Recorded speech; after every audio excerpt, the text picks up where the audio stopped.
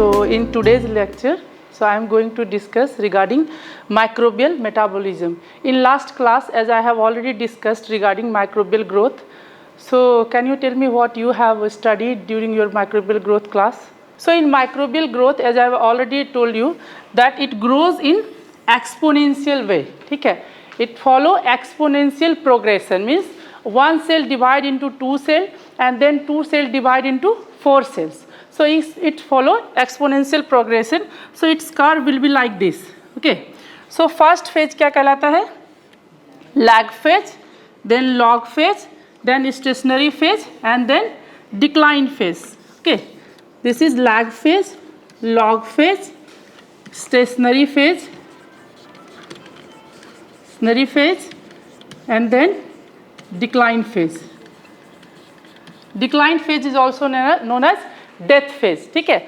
So since I have already told क्या है, microbes geometric progression follow करता है, तो अगर हम इसको count करना चाहें कि कितना microbes grow हो रहा है after certain time, so how you will calculate? For that you need to know about generation time और doubling time. Generation time क्या होता है? कोई बताओ? Generation time या doubling time क्या होगा? It is a time taken by bacteria to double their number. Okay. कैसे इसको लिखेंगे? TG लिखते हैं, generation time. Okay. Generation time ही doubling time भी कहलाता है. ठीक है, इसी को हम लोग कहते हैं doubling time. तो ये time क्या है? Time taken by bacteria to double their number. ठीक है, जैसे कि generally in bacteria case कितना होता है doubling time? Between 20 to 60 minute. ठीक है, 20 मिनट होता है बैक्टीरिया का स्टैंडर्ड टाइमिंग जो बोलते हैं कि बैक्टीरिया के डबलिंग टाइम कितना होता है? 20 मिनट होता है. ठीक है, तो हम जो है इस कर्व से बैक्टीरिया के ग्रोथ को मेजर कर सकते हैं. तो कैसे मेजर करेंगे? आप एक्सपोनेंशियल ग्रोथ का फॉर्मूला आप जानते होंगे. कैसे मेजर करते हैं कि आफ्टर, अगर आपको मेजर करना हो कि आफ्टर लाइक 14 आवर और 12 hour how much microbes will be there. So how you will measure? So for that you need generation time, okay, and you also need the time taken for the growth. So total time, agar if say I'm just means taking assumption that if it is growing for 12 hour, ठीक है, 12 hour अगर grow कर रहा है और उसका generation time है अगर 20 मिनट, तो कितना, जैसे कि अभी मैंने एक माइक्रोबियल कल्चर किया और इनिशियल पॉपुलेशन अगर मान लो मैंने रखा कि उसमें 10 बैक्टीरिया है. ठीक है, इनिशियल पॉपुलेशन कितना लिया? 10 बैक्टीरिया. ठीक है, और हमको कैलकुलेट करना है कि after 12 hour how much bacterial population will be there. So how you will calculate? So for that you need to identify that how many times the bacteria has divided. ठीक है, so वो उसको कैसे calculate? That is known as N. ठीक है, N is the number of time of multiplication, कितने time वो multiply किया है. ठीक है, तो इसको कैसे निकालेंगे? If it is a 20 minute, so how you will calculate? You have to calculate like 12 hour को डिवाइड करना होगा किससे? हमको 20 मिनट से. सो इसको मिनट में कैसे चेंज करेंगे? आर को 60 से मल्टीप्लाई करेंगे. So you can multiply 12 hour with the 60 minute and then you will calculate the number n. So how much it will come? 36. Okay. So now you want to calculate the total population of the bacteria which is present in that culture. So what is the formula? Since it grows in exponential curve और ये जो curve है ये first growth kinetics follow करता है. ठीक है, तो इसके लिए हम कैसे, इसका एक फॉर्मूला है nt equal to n0 multiplied by 2 पर पावर n. ऐसे भी अगर तुम्हें अगर आइडेंटिफाई करना हो कि कितना पॉपुलेशन ग्रो हुआ है simply from the one bacteria, if there is only one bacteria then what you have to do? Simply you have to calculate from 2 पर पावर n. ठीक है, लेकिन since here I have given the initial population is 10. Okay, so here you can calculate easily nt equal to 10 multiplied by 2 per power 36. Okay, so this is the formula for calculating the microbial population in any solution or in any sample, so which follows this particular growth kinetics. Okay, So this I have already discussed about the different phases, how bacteria how they function in this particular phases, that I have already discussed. This was only left which I have completed right now. So is it clear to everyone? अगर इस तरह का कोई भी question आता है आप लोग बना पाओगे? ठीक है, चलो फिर now we can move to the another topic which is microbial metabolism. So metabolism क्या है कि overall process through which not a bacteria, any living cell through which it obtains their energy and nutrient. The purpose would be growth and reproductions. Why we need energy? Why we need any nutrient? For the growth and for the reproduction. ये किसी भी living system का ये nature होता है कि वो छोटा से बड़ा होता है, grow करता है and then वो अपने जैसा एक नया produce करता है. So that is called reproduction. Okay, so for that process we need energy, we need nutrient, we need energy. So similarly, as like us, we are the human beings, what we eat? We eat different foods, carbohydrate, which includes carbohydrate, proteins, fat, है ना. बहुत तरह तरह के food खाते हैं. Different factor, nutrient factor भी होते हैं, जैसे विटामिन्स होता है, मिनरल्स होता है. In similar way microbes also required all those food materials for survival. लेकिन उसका जो food material microbes are very small creatures, so इसका जो capability है nutrient और metabolic process करने का और nutrient absorb करने का, ये human and plant से बहुत ज़्यादा है, क्योंकि it can utilize a diverse group of like molecules. like हम लोग क्या करते हैं, कार्बोहाइड्रेट और ये सभी खा सकते हैं, कार्बोहाइड्रेट खा सकते हैं, फैट खा सकते हैं और प्रोटीन खा सकते हैं. बट माइक्रोब्स बहुत ज़्यादा डाइवर्स होता है, ये बहुत तरीके के सोर्सेस को यूटिलाइज कर सकता है for their energy production. Okay, क्योंकि सबसे पहले माइक्रोब्स ही इस धरती पे मतलब ग्रो किया था लिविंग सिस्टम में.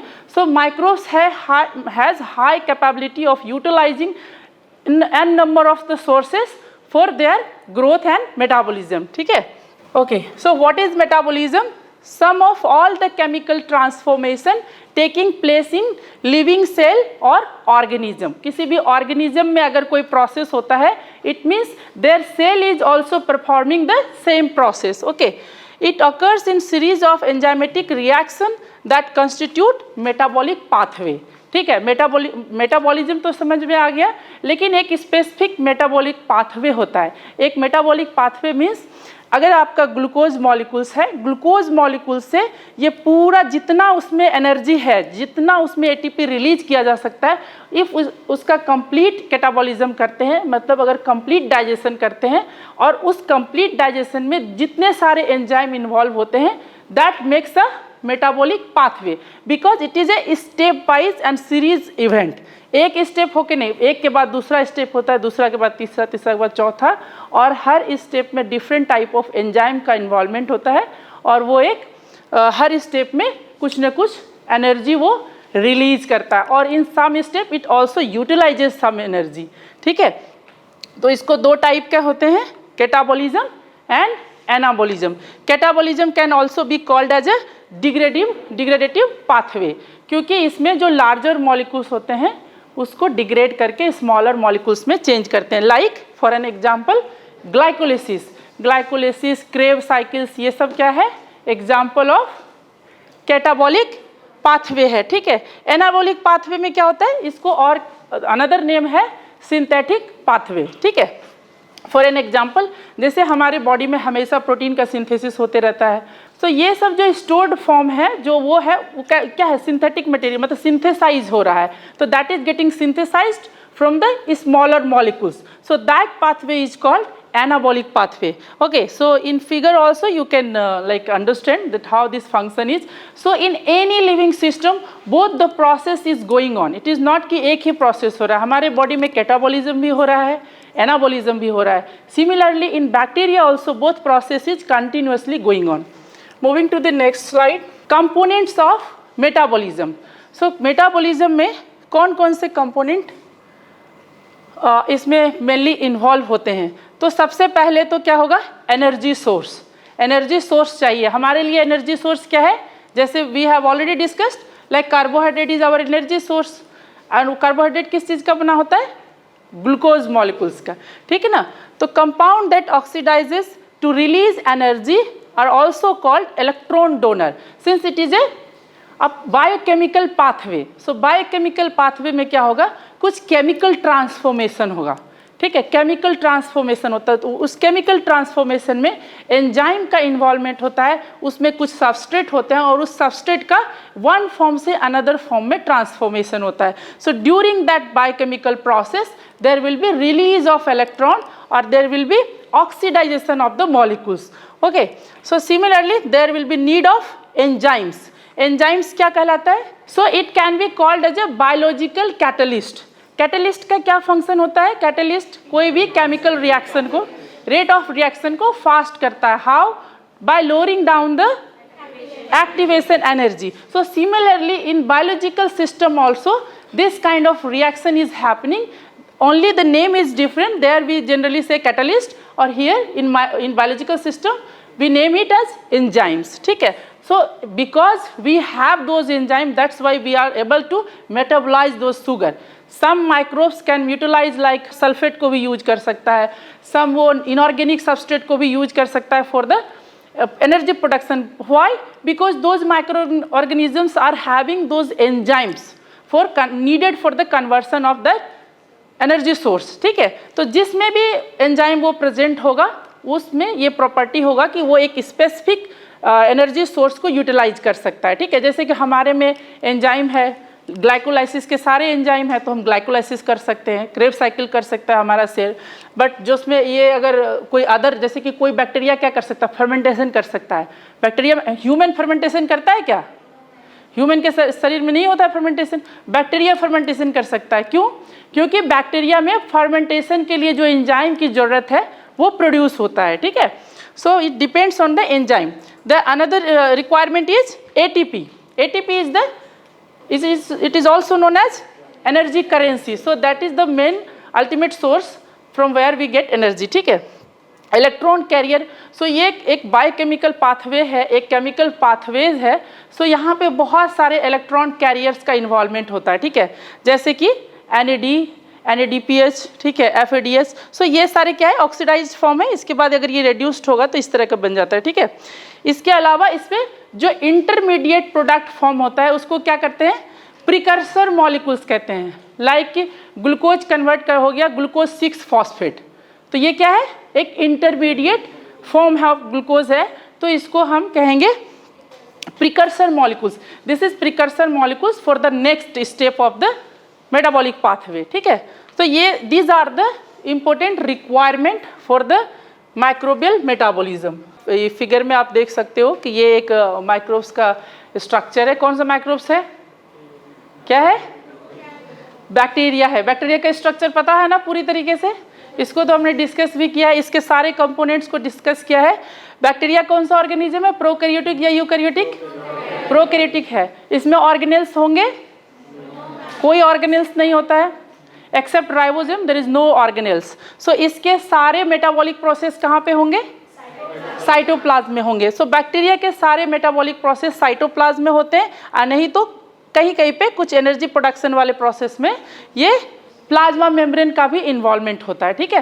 प्लाज्मा मेम्ब्रेन भी इन्वॉल्व करता है along with the cytoplasm. So all microbial metabolism can be characterized based on the different aspect, 3 different aspect, ठीक है। तो जितने भी माइक्रोब्स है, माइक्रोब्स में जैसे मैंने पहले ही बोला कि माइक्रोब्स बहुत तरह के मेटाबॉलिज्म कर सकता है, ये बहुत ज़्यादा डाइवर्स होता है ह्यूमन और प्लांट से, ठीक है। तो based on their different aspect इसको 3 डिफरेंट टाइप में बांटा गया है। जैसे कि सबसे पहले how the organism obtain carbon from for synthesizing cell mass. So carbon तो मेजर सोर्स है ना हमारा ग्रोथ का, कार्बन से ही हमारा मेजर जो बायोमोलिक्यूल्स है, कार्बोहाइड्रेट बनता है कार्बन से, है ना। तो कहाँ से ऑब्टेन करता है उसके बेसिस पे इसको डिवाइड किया है 3 कैटेगरी में। क्या है? Autotrophic, heterotrophic and mixotrophic. Autotrophic क्या होता है? जो सेल्फ फूड बनाता है और वो क्या करता है? फ्री कार्बन डाइऑक्साइड को सिंथेसाइज करता है। उस फ्रीली जो इन्वायरमेंट में कार्बन डाइऑक्साइड अवेलेबल है उसी को फिक्स करके वो अपना फूड मटेरियल बनाता है, ठीक है। Next is heterotrophic. हेट्रोट्रॉपिक क्या है, वो ऑलरेडी कोई दूसरा ऑर्गेनिज्म जो कि कार्बन को फिक्स किया है, फ्री CO2 को फिक्स किया है, वहाँ से वो ऑर्गेनिक कंपाउंड को लेके हम वो फूड बनाता है। जैसे हम लोग क्या है, हेट्रोट्रॉपिक ऑर्गेनिज्म है, ऑटोट्रॉपिक? हेट्रोट्रॉपिक है, क्योंकि हम सिंथेसाइज नहीं कर सकते, हम दूसरे पे डिपेंडेंट रहते हैं। तो कुछ माइक्रोब्स है जो दूसरे पे डिपेंडेंट रहते हैं, ठीक है। मिक्सोट्रॉपिक क्या होता है, when the same microbes have both the capability, like they can synthesize their food material by themselves also, and sometimes it can absorb material from the external synthesized source or external carbon source, ठीक है। The second aspect is how the organism obtain reducing equivalent or hydrogen ions or electron in biosynthetic pathway. So on this basis क्या हो गया है, इसको दो type में divide किया गया है, लिथोट्रॉफिक एंड ऑर्गेनोट्रॉफिक। सो लिथोट्रॉपिक क्या है, लिथोट्रॉपिक, लिथोस मतलब क्या होता है, रॉक्स होता है, ठीक है। सो बहुत सारे ऐसे माइक्रोब्स हैं जो रॉक्स पे ग्रो करते हैं, बैक्टीरिया रॉक पे ग्रो करते हैं, तो वहाँ पे उसको कार्बन सोर्स क्या मिलेगा, क्या मिल सकता है, इनऑर्गेनिक मॉलिक्यूल्स मिलेगा, जैसे कि आयरन, सल्फेट, ठीक है, फॉस्फेट, इन सब जैसे बायोमोलिक्यूल मतलब इनऑर्गेनिक मटेरियल को यूज करके वो अपना फूड प्रोड्यूस कर सकता है, तो उसको कहते हैं लिथोट्रॉपिक। एंड ऑर्गेनोट्रॉपिक क्या करता है, ये from the organic compound he obtain करता है, ठीक है। The another aspect is how the organism obtain energy for living and growth. कैसे एनर्जी ऑब्टेन करता है, एनर्जी हमें कहाँ से मिलता है, एक तो अल्टीमेट सोर्स क्या है, सनलाइट है, ठीक है। सनलाइट से फोटो ऑटोट्रॉपिक, सनलाइट को एनर्जी सोर्स में कौन यूज कर सकता है, जिसमें क्लोरोफिल हो, जो कि फोटोसिंथेसिस कर सकता है। माइक्रोब्स में कौन सा कर सकता है, एल्गी, एल्गी भी माइक्रोब्स है ना, एल्गी में क्या होता है, क्लोरोफिल पाया जाता है, क्लोरोफिल पाया जाता है जिसके कारण वो फोटोसिंथेसिस कर सकता है। बहुत सारे बैक्टीरिया भी होते हैं जिसमें कि क्लोरोफिल प्रेजेंट होते हैं। केमोट्रॉपिक होता है जो कि एक्सटर्नल केमिकल से सिंथेसिस, जैसे हम लोग भी केमोट्रॉपिक ही हैं, हम लोग क्या करते हैं, बाहर से लेते हैं कार्बनिक सोर्स, कार्बन सोर्स को, उसको सिंथेसाइज करते हैं, फिर एनर्जी प्रोड्यूस करते हैं। Similarly there are microbes also, those are chemotrophic, okay. So cellular respiration, so cellular respiration, cellular क्योंकि हम जो ऑक्सीजन लेते हैं वो ऑक्सीजन का मेन फंक्शन क्या है, cellular respiration. So oxygen reaches to the every cell of any living system.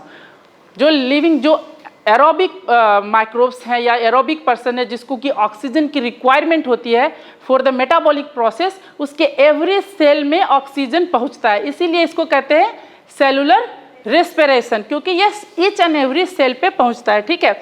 The process that all cell uses to produce ATP by breaking down nutrient using oxygen, nitrate and sulfate. In some cases, specifically in the case of microbes, some microbes can use nitrate or sulfate also, like nitrogen fixing bacteria, ठीक है, sulphur fixing bacteria होता है ना, वो सबके लिए, sulphate fixing bacteria सबके लिए ये भी यूज होता है, ठीक है। Electron transfer takes place on the inner part of the cell membrane, as I have already discuss कि हमारे यहाँ, हमारे जो लिविंग सेल, जो यूकैरियोटिक सेल्स है, उसमें क्या होता है, जो साइटोप्लाज्म है वहाँ पे क्या बनता है, ग्लाइकोलाइसिस होता है, तो शुगर मॉलिक्यूल्स टूट के क्या बनाता है, पायरुवेट, फिर पायरुवेट का ट्रांसपोर्ट कहाँ पे होता है, माइटोकॉन्ड्रिया में, ठीक है। माइटोकॉन्ड्रिया में फिर उसका फर्दर प्रोसेसिंग क्या होता है, क्रेव साइकिल होता है, ठीक है। क्रेव साइकिल में एसिटाइल कोएंजाइम बनता है, वहाँ पे बहुत सारे जो एनर्जी कैरिंग मॉलिक्यूल्स क्या होता है, FAD, NADH और FADH का प्रोडक्शन होता है, एंड फाइनली ATP का प्रोडक्शन कहाँ पे होता है, इलेक्ट्रॉन ट्रांसपोर्ट चेन, ठीक है। तो माइटोकॉन्ड्रिया का डबल मेम्ब्रेन होता है, inner membrane and outer membrane. So inner membrane पे क्या होता है, इलेक्ट्रॉन ट्रांसपोर्ट चेन कहाँ पे होता है, इनर मेम्ब्रेन या आउटर मेम्ब्रेन पे, इनर मेम्ब्रेन पे, आप एक बार चेक कर लेना, ठीक है। So this is the basic process, okay, this is the basic process. ये क्या है, ग्लूकोज मॉलिक्यूल्स है, ऑक्सीजन लेते हैं, ब्रेक डाउन करते हैं, when there is a complete break down of the glucose, तो हमारे बॉडी में क्या प्रोड्यूस होता है, carbon dioxide and H2O and ATP का प्रोडक्शन होता है, ठीक है।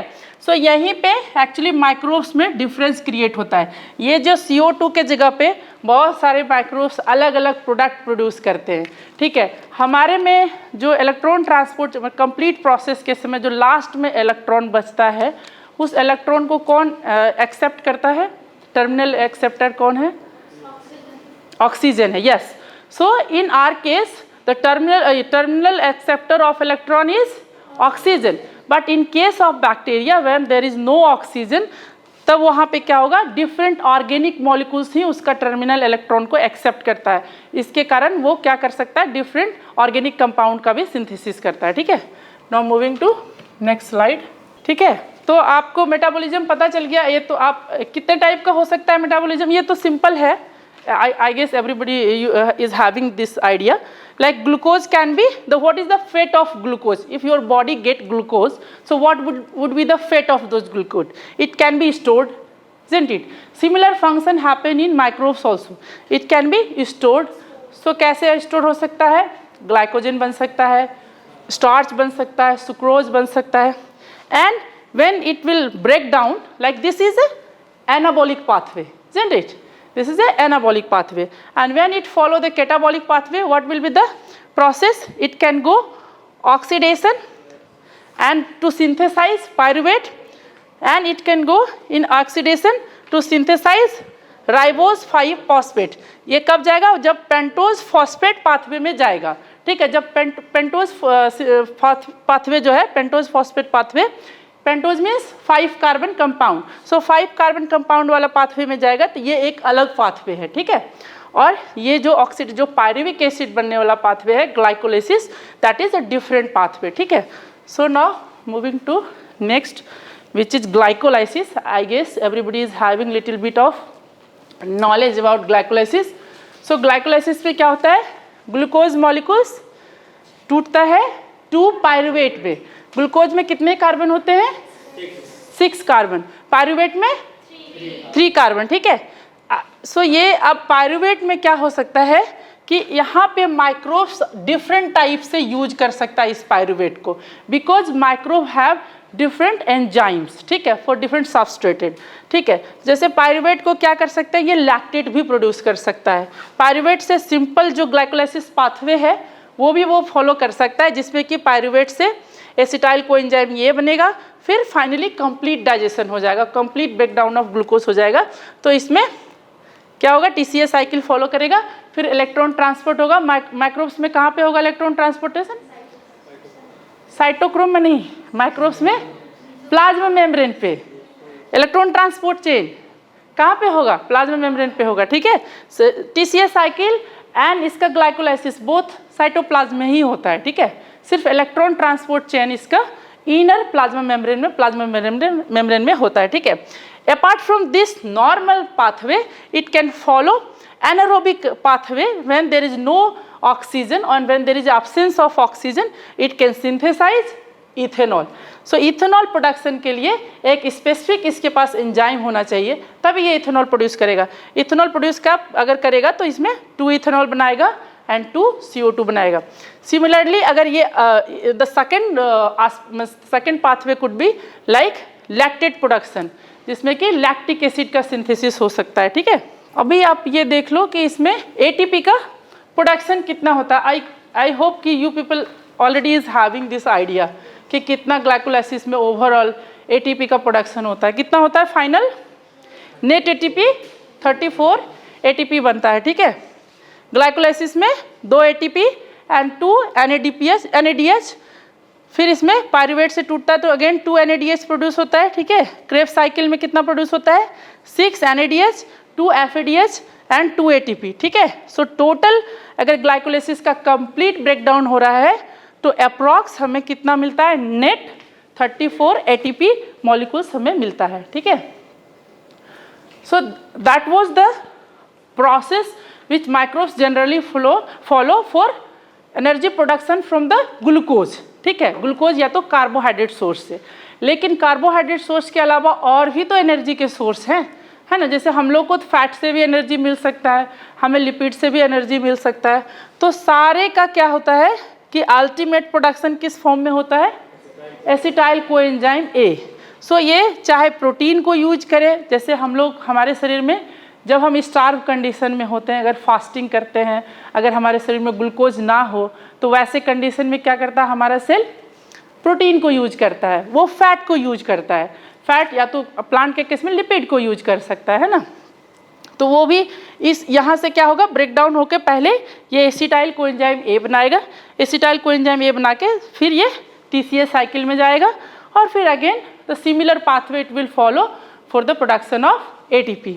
Okay, so some microbes which uses this particular source of energy, like microbes भी प्रोटीन को यूज कर सकता है, माइक्रोब्स भी लिपिड को यूज कर सकता है, as we can also sometime use like protein हम यूज कर ही सकते हैं। तो कैसे करेगा ये लोग, जो माइक्रोब्स में अगर लाइपेज का प्रोडक्शन हो, लिपिड के डिग्रेडेशन के लिए कौन सा एंजाइम चाहिए, लाइपेज चाहिए। तो अगर if a microbes is having capability or gene for the production of lipase enzyme, so those microbes can efficiently utilize lipid for their energy sources. Okay, similarly for example some examples हमने यहाँ पे लिख दिया है, जैसे Streptococcus aureus, ठीक है। Streptococcus aureus एक कभी कभी डिजीज कॉजिंग माइक्रोब्स है, जैसे कि अगर किसी सेल में अगर लाइक ये माइक्रोब्स लाइपेज प्रोडक्शन कर सकता है, इसलिए अपना सेल वॉल लाइसिस करके माइक्रोब्स घुस जाता है कभी कभी लिविंग सेल में, ठीक है। ये मतलब हमारा जो सेल है उसका सेल वॉल को ये ब्रेक कर सेल वॉल तो हम ह्यूमन सेल में होता नहीं है, प्लाज्मा मेम्ब्रेन है, क्योंकि लिपिड मेटाबॉलिज्म का इसमें प्रॉपर्टी होता है, तो इसीलिए ये ईजिली हमारा लिपिड मेम्ब्रेन को क्रॉस कर लेता है, ठीक है। Like protein metabolism like Pseudomonas ओरिजिनोसा, ठीक है। ये माइक्रोब्स में क्या होता है, प्रोटीन के मेटाबॉलिज्म के लिए क्या चाहिए, प्रोटीएजेज एंजाइम चाहिए। अगर प्रोटीएजेज एंजाइम होगा तो वो प्रोटीन को भी मेटाबोलाइज कर सकता है, ठीक है। एंड सिंपली जितने भी माइक्रोब्स हैं वो ग्लूकोज तो यूज करते ही हैं। इसमें ऐसे कुछ फैक्ट मैंने लिखे हैं, जैसे one possible alternative to aerobic respiration is anaerobic respiration, which you already know. There are many types of anaerobic respiration found in bacteria and archaea, that is also have discussed. Like some denitrifying bacteria जो है वो क्या करता है, जो nitrate और nitrite को यहाँ पे इसमें फाइनल इलेक्ट्रॉन एक्सेप्टर क्या है, नाइट्रेट या नाइट्राइट, ओके। एंड इट्स का फाइनली किस फॉर्म में चेंज हो जाता है, N2 फॉर्म में चेंज हो जाता है, ठीक है। Many aerobically aspiring bacteria including E. coli switch to using nitrate as a final electron acceptor and producing nitrite when oxygen level has been depleted. So कुछ बैक्टीरिया ऐसे होते हैं जो ऑक्सीजनेटेड कंडीशन में भी मतलब वो सर्वाइव करते हैं, और एनारोबिक कंडीशन में भी सर्वाइव करते हैं। जो एनारोबिक रेस्पिरेशन है, एनारोबिक रेस्पिरेशन में ही दो टाइप बताया ना एनारोबिक रेस्पिरेशन में, एक लैक्टेट मेटाबॉलिज्म बताया और एक अल्कोहलिक मेटाबॉलिज्म बनाया। So that is only called fermentation. Fermentation process जितने भी हम लोग बिवरेजेस खाते हैं पीते हैं, जो भी बिवरेजेस प्रोड्यूस होता है वो सब क्या है, फर्मेंटेशन प्रोडक्ट है। माइक्रोबियल फर्मेंटेशन होता है, माइक्रोब्स उसमें यूज करते हैं, और माइक्रोब्स कौन सा प्रोसेस करता है, अगर लैक्टिक एसिड सिंथेसिस हो रहा है तो लैक्टिक एसिड फर्मेंटेशन, और अगर अल्कोहल सिंथेसिस हो रहा है तो अल्कोहलिक फर्मेंटेशन। सो इस प्रोसेस में क्या होता है, ग्लूकोज में ADP लगता है, NADH लगता है, फाइनली लैक्टिक एसिड प्रोड्यूस होता है, ATP प्रोड्यूस होता है। जैसा मैंने पहले ही बताया कि इसके लिए एक स्पेसिफिक एंजाइम चाहिए, कौन सा एंजाइम चाहिए, lactate dehydrogenase. So microbes which will be capable of producing lactate dehydrogenase enzyme, those microbes can only utilize this particular like pyruvate to form lactate. कैसे फॉर्म करेगा, पाथवे भी मैंने दिखाया है, ये NADH यूज करके ये इन absence of oxygen lactate का फॉर्मेशन करता है, ठीक है। और some examples of this microbes is मतलब whoever is able to produce the microbes which are able to produce this lactic acid, so that is called lactic acid bacteria, ठीक है। बहुत सारे एग्जाम्पल मैंने यहाँ पे लिख दिए हैं, जैसे लैक्टोबैसिलस, लैक्टोकोकस, ये सब है, ठीक है। एक और है ये इथेनॉल फर्मेंटेशन। इथेनॉल फर्मेंटेशन के लिए कौन सा एंजाइम चाहिए, अल्कोहल डिहाइड्रोजिनेज। सो माइक्रोब्स को अल्कोहल डिहाइड्रोजिनेज प्रोड्यूस करने का कैपेसिटी होना चाहिए। इसका बहुत ज़्यादा यूज हुआ है किसमें, ईस्ट फर्मेंटेशन में। ईस्ट में होता है ये एंजाइम प्रोडक्शन की प्रॉपर्टी, जैसे फॉर एन एग्जांपल ईस्ट का नाम बताइए, सैक्रोमाइसिस सेरेविसी, वो सबसे ज़्यादा एक्सटेंसिवली यूज्ड ईस्ट है इन फर्मेंटेशन प्रोसेस, ठीक है। सो और अदर माइक्रोब्स भी, बैक्टीरिया भी है, सारे नाम मैंने यहाँ लिख दिए हैं, जैसे कैंडिडा है ना, वो देख लो, Candida, Pichia, Aspergillus oryzae, other bacteria like Zymomonas. Zymomonas का बहुत ज़्यादा यूज किया गया है किस चीज़ को सिंथेसिस के लिए? अल्कोहल सिंथेसिस के लिए, ठीक है, बिवरेज सिंथेसिस के लिए। सो आई होप कि microbial metabolism is like you got all the idea regarding the microbial metabolism. So thank you so much. Thank you for the listening.